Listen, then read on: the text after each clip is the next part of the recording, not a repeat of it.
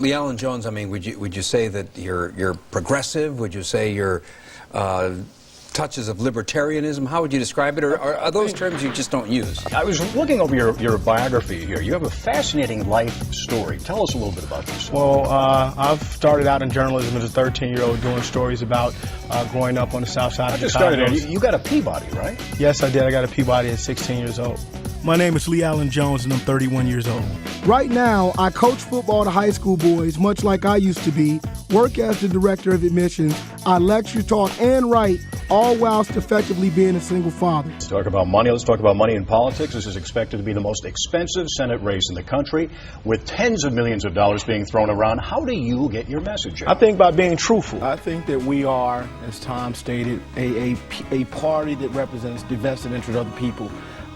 We have a insight and a commitment to the issues that go beyond the aggrandizement of what you see within the two major parties and within the media. Green is only a word to use for efficiency and better management. But unfortunately, all organizations, I think at certain levels, even like this organization here today, we lose sight of the people on the ground.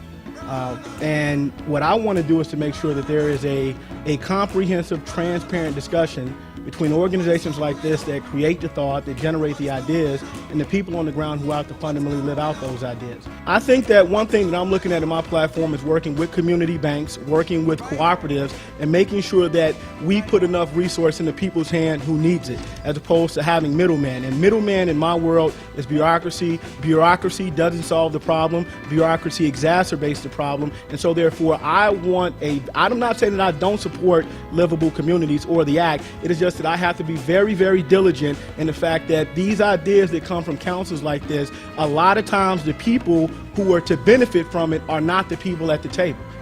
You have decent people that are now desperate because of what is going on in the Senate. And I'm an independent voice. I'm not a Republican or a Democrat. I'm a Green Party guy. And I understand on the ground what we need to do to get this done.